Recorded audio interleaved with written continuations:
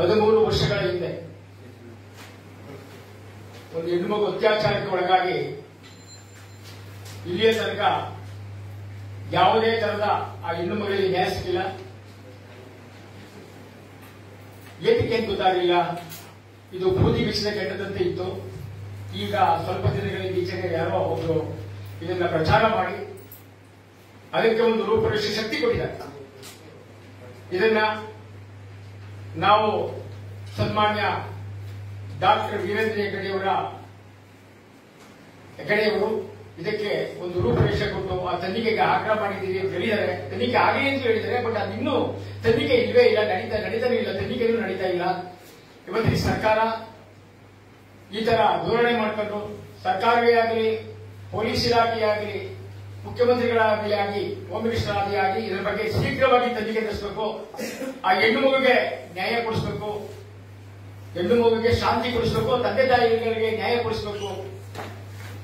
ಜೊತೆಗೆ ಎಗ್ಗಿಲ್ಲೇ ನಡೀತಾ ಇದೆ ಅತ್ಯಾಚಾರಗಳು, ಕಳ್ಳತನಗಳು ಎಗ್ಗಿಲ್ಲೇ ನಡೀತಾ ಇದೆ. ಇಡೀ ನನ್ನ ರಾಜ್ಯದಲ್ಲಿ ಎಗ್ಗಿಲ್ಲದ ಕಳ್ಳತನ ಮತ್ತು ಅತ್ಯಾಚಾರ ಎರಡು ಎಗ್ಗಿಲ್ಲೇ ನಡೀತಾ ಇದೆ. ಇದಕ್ಕೆ ಯಾವತ್ತು ಸಮಾಪ್ತಿ ಆಗ್ತಾರೆ ಈ ಸರ್ಕಾರ ಅಂತ ಗೊತ್ತಾಗ್ತಾ ಇಲ್ಲ. ಇದ್ರ ಬಗ್ಗೆ ಶೀಘ್ರವಾದ ತನಿಖೆ ಮಾಡಿ ಸರ್ಕಾರ ತಪ್ಪಿತಸ್ಥರಿಗೆ ನೀವು ಜೈಲಿಗೆ ಹಾಕ್ತೀರಿ, ಮತ್ತೆ ಬರ್ತಾರೆ, ಮತ್ತೆ ಅದೇ ಮಾಡ್ತಾರೆ. ಇವರಿಗೆ ಶೂಟರ್ ಸಹಿತ ಹಾಕಿಕೊಟ್ರೆ ಒಳ್ಳೆಯದು ಅಂತ ಅನಿಸ್ತದೆ ನನ್ನ ಅನಿಸಿಕೆ. ಆಗ ಈ ಕೆಟ್ಟ ವ್ಯವಹಾರಗಳೆಲ್ಲ ಮುಚ್ಚಿ ಹೋಗ್ತವೆ, ಕೆಟ್ಟ ಕೃತ್ಯಗಳೆಲ್ಲ ಮುಚ್ಚಿ ಹೋಗ್ತವೆ. ಆದ್ದರಿಂದ ಸರ್ಕಾರದ ಗಮನ ತಂದಿದ್ದೀವಿ. ನೀವು ಪತ್ರಿಕಾ ಮಾಧ್ಯಮದವರು ನಮಗೆ ಸಹಾಯ ಮಾಡಿ, ದಯವಿಟ್ಟು ಇದನ್ನ ಪ್ರಚಾರ ಮಾಡಿ, ಇಡೀ ರಾಜ್ಯದಲ್ಲಿ ಸರ್ಕಾರಕ್ಕೆ ಮುಟ್ಟುವಂತೆ, ಮುಖ್ಯಮಂತ್ರಿಗಳಿಗೆ ಮುಟ್ಟುವಂತೆ ದಯವಿಟ್ಟು ನೀವು ವರದಿಯನ್ನು ಒಪ್ಪಿಸಿದ್ರೆ ನಾನು ನಿಮಗೆ ಚಿರಋಣಿಯಾಗಿರ್ತೇನೆ. ಜೊತೆಗೆ ನಮ್ಮ ಸಂಜಯ್ ಕುಮಾರ್ ಮಾತಾಡ್ತಾರೆ, ಉಪಾಧ್ಯಕ್ಷರು. ಎಲ್ಲ ಮಾಧ್ಯಮ ಮಿತ್ರರಿಗೂ ಹಾಗೂ ಪತ್ರಕರ್ತರಿಗೂ ಸ್ವಾಗತ ಮತ್ತೆ ನಮಸ್ಕಾರಗಳು. ತಮಗೆಲ್ಲ ಗೊತ್ತಿರೋ ಹಾಗೆ ಕಳೆದ ಒಂದು ವಾರ ಅಂದ್ರೆ 8 ದಿನದಿಂದ ಒಂದು ವಿಡಿಯೋ ತುಂಬಾ ವೈರಲ್ ಆಗಿತ್ತು. ಏನ ವಿಡಿಯೋ ವೈರಲ್ ಆಗಿದೆ ಏನು ಅಂತ ನೋಡಿದ್ರೆ, ಧರ್ಮಸ್ಥಳ ಗ್ರಾಮದಲ್ಲಿ ನಡೆದಿರ್ತಕ್ಕಂಥ ಒಂದು ಘನಘೋರ ಕೃತ್ಯ, ಒಂದು ಹೆಣ್ಣು ಮಗು ಮೇಲೆ ಒಂದು ಅತ್ಯಾಚಾರ ಆಗಿದೆ ಮತ್ತು ಕೊಲೆ ಆಗಿದೆ. ನಡೆದಿರ್ತಕ್ಕಂಥದ್ದು ಇಲ್ಲಿ ಧರ್ಮಸ್ಥಳ ಗ್ರಾಮದಲ್ಲಿ. ಧರ್ಮಸ್ಥಳ ಎಲ್ಲಿ ಸೇರಿದ್ದು ಕರ್ನಾಟಕಕ್ಕೆ. ಇವತ್ತು ಕರ್ನಾಟಕಕ್ಕೆ ಒಂದು ಕಪ್ಪು ಚುಕ್ಕಿ ಬಂದಂತಾಗಿದೆ.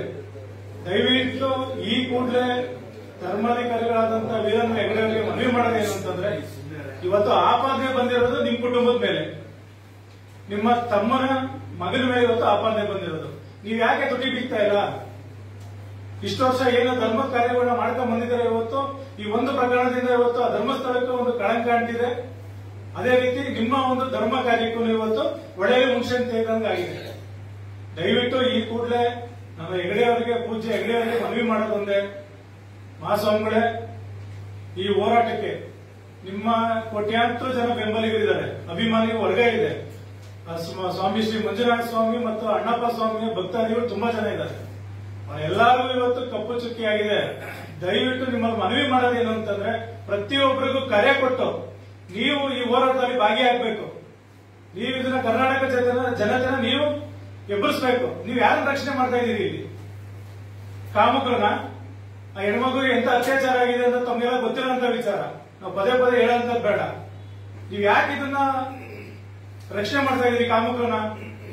ಯಾರೇ ಪ್ರಭಾವಿಗಳಿದ್ರು ನಿಮ್ಗೆ ಯಾರು ಬೆದರಿಕೆ ಆಗ್ತಾ ಇದ್ದೀರಾ?